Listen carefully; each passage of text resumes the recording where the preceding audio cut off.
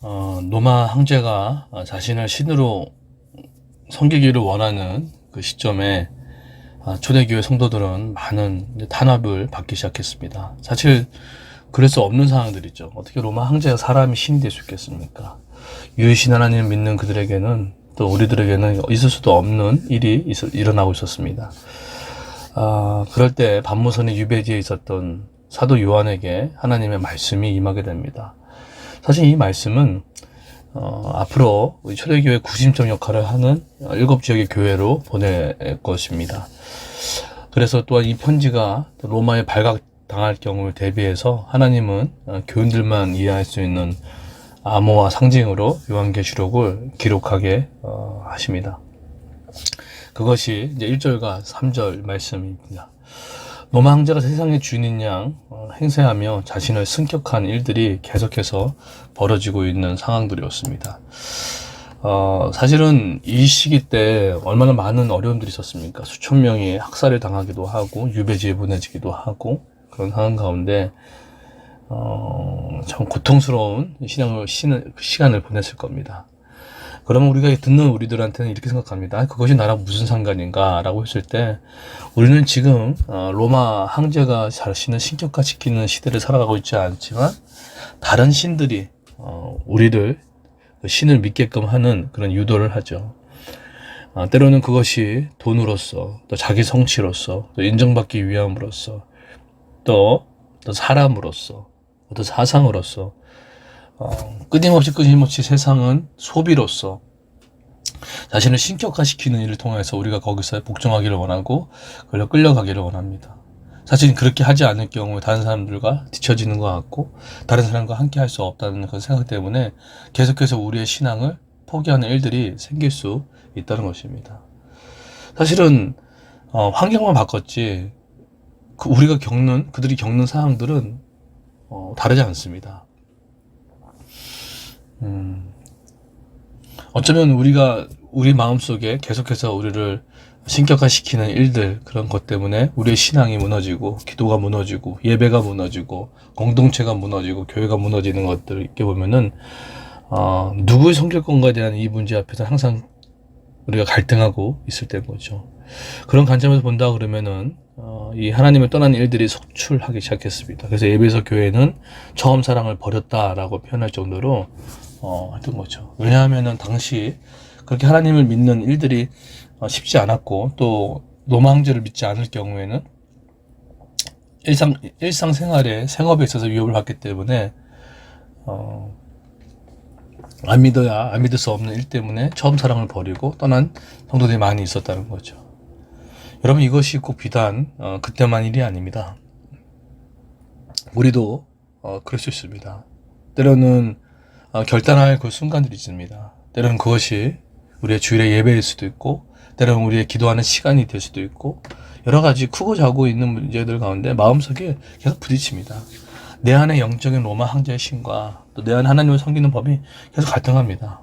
하나님을 먼저 섬기고 다른 일을 할 거냐, 아니면 다른 일을 먼저 하고 남은 시간에 하나님을 섬길 거냐, 큐티를 할 거냐, 이게 정말 다른 문제거든요.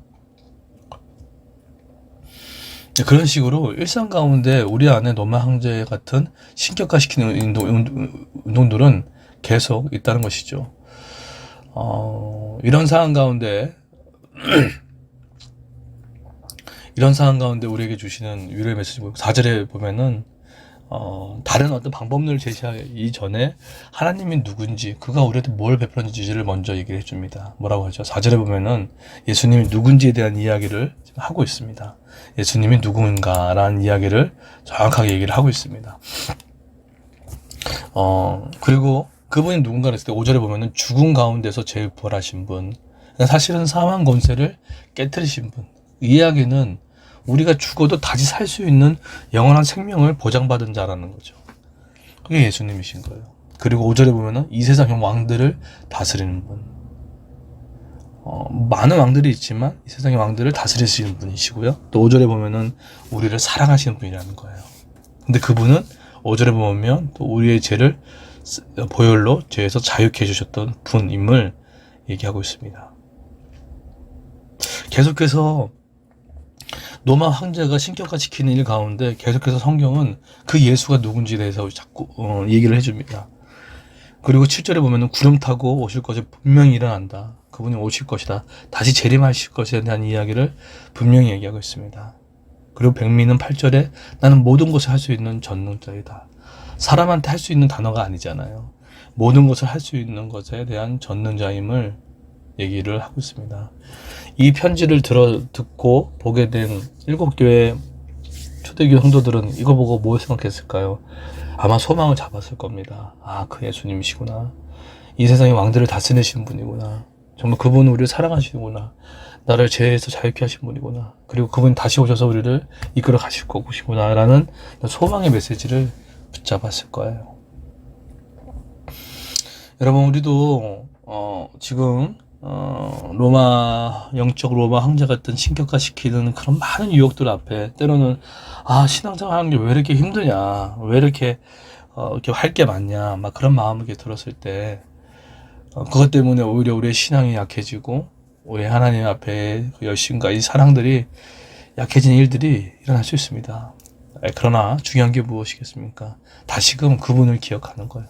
내가 다시 산다는 특권을 누릴 수 있는 분, 모든 왕들을 섬기시는 위대하신 분, 또 모든 것을 감당할 수 있는 전능자 하나님이 우리 하나님임을 고백하게 됩니다. 오늘 하루 살아가면서 그 하나님께 초점을 맞추십시오. 그리고 내 마음속에 속사람 가운데 오는 모든 그런 소리들을 예수의 있을 말씀으로 선포하십시오. 우리 하나님은 전능자시다. 나를 죄에서 자유케 하신 분이시다. 나를 사랑하시는 분이시다. 그분은 다시 오실 것이다. 그분은 모든 왕들을 다스려 보시는 것이다. 라는 말씀들을 선포해 나갔으면 좋겠어요. 떠오르는 생각, 떠오르는 마음들, 내 안에 떠오르는 비교의식, 열등감, 모든 우울한 마음들 예수의 이름을 선포하여서 복음 안의 정체성으로 잡아나갔으면 좋겠다는 생각들을 정말 갖습니다.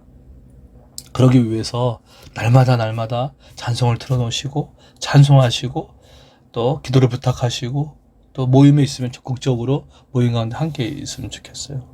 그리고 또한 그 자기 혼자만이 아니라 다른 영혼들을 섬기는 일에 조금 더 썼으면 좋겠어요. 여러분 혼자 아무것도 섬기지 않으면 신앙이 위태위태합니다. 여러분 연말인데 내가 정말 한 해 내년에 정말 뭐를 섬길 것인가, 또 어떤 영혼들을 섬길 것인가, 다른 영혼들을 위해서 시간과 있으면 제가 이렇게 보면 오히려 제가 가장 건강할 때가 언제였냐면 보은교 중학교 할 때가 제일 건강해요. 제자 훈련할 때가 건강합니다. 왜냐하면 깨어 있어야 되거든요. 근데 저는 뭐 다를 거 없습니다. 그런 영혼들에 대한 부분이 없으면 저도 한없이 놀고 싶고 한없이 쉬고 싶은 마음이 인지상정입니다. 근데 그것이 하나님의 복이었더라고요. 여러분, 하나님이 주시는 일은 부패하지 않게 만들기 위한 것임을 잊지 마십시오. 섬기는 자리가 오히려 나를 살리는 자리고 그것이 은혜의 자리고 축복의 자리임을 잊지 마십시오. 그것이 나를 살리는 것입니다. 이때 이 초대교회 성도들 가운데 무려 소수한 1.2%, 2%밖에 안 되는 이 초대교회 성도들이 당시 로마를 전복시키고 문화를 바꿔나가는 그런 기독교의 찬란한 문화를 형성시켰던 시기였음을 우리가 기억해 나갈 때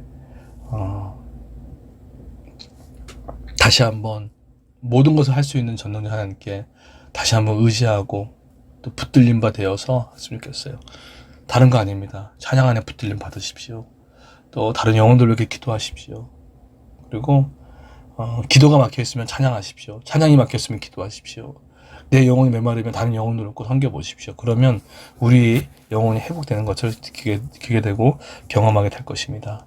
특별히 잽스가 이번 주 시작되는데 안 믿는 엄마의 가정 얘기 들어보니까 한 달을 한번 지켜보겠다라고 얘기하는 거는 영적인 싸움이 팽팽한 것 같아요. 여러분 많이 기도해 주셔야 될 것 같아요. 저도 지금 목과 몸이 전체적으로 지금 괜히 이제 아팠어요. 지금 아프고 있는데 잘 회복하고 이 일을 잘 감당하여서 그 영혼이 모든 영혼들이 주께 돌아올 수 있는 은혜 달라고 놓고 기도해 주셨으면 좋겠습니다. 여러분 기도 부탁드립니다.